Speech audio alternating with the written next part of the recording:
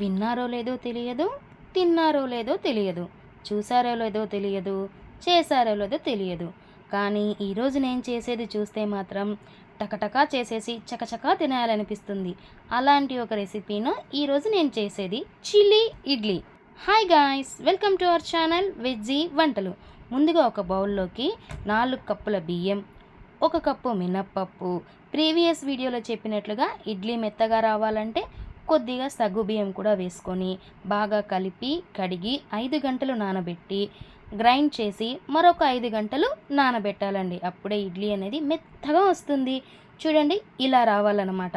ఈ స్ట్రక్చర్ రావాలి ఇడ్లీకి. గట్టిగా కలుపుకున్న ఇడ్లీ గట్టిగా వస్తుందండోయ్.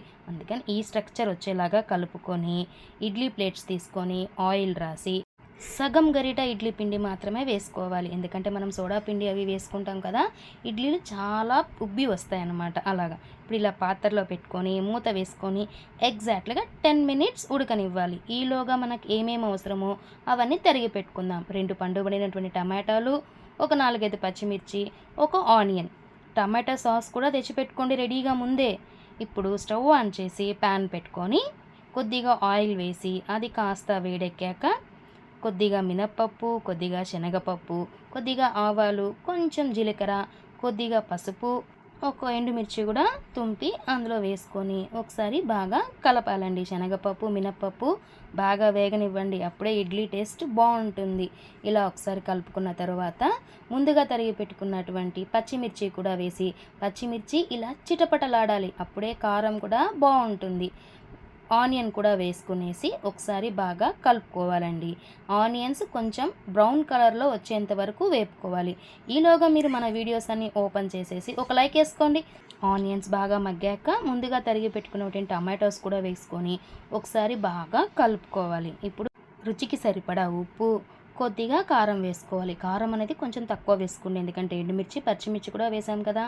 కొద్దిగా చాట్ మసాలా వేసుకొని ఒకసారి బాగా కలుపుకున్న తర్వాత మీకు చాలా గట్టిగా అనిపిస్తుంటే గ్రేవీ కోసం కొద్దిగా వాటర్ కూడా యాడ్ చేసుకోవచ్చండి. వాటర్ యాడ్ చేసుకొని ఒకసారి కలిపేసుకొని మూత పెట్టుకొని ఒక 2 నిమిషాలు మగ్గనివ్వండి.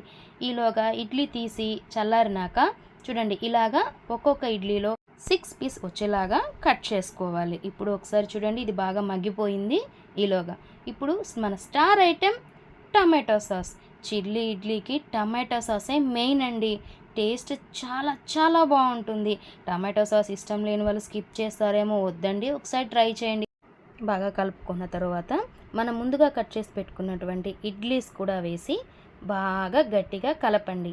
ఇడ్లీలు ఇలాగే వేయడం ఇష్టం లేని వాళ్ళు కొంచెం క్రిస్పీగా కావాలి అనుకుంటే ఇడ్లీలు మనం కట్ చేసుకున్న తర్వాత డీప్ ఫ్రై కూడా చేసుకొని ఇందులో వేసుకోవచ్చండి. అంతే అండి. ఇలా చేసుకొని ఒక 2 మినిట్స్ మగ్గిన తరువాత దించి సర్వింగ్ బౌల్లో పెట్టుకొని తినేయడమే తరువాయి.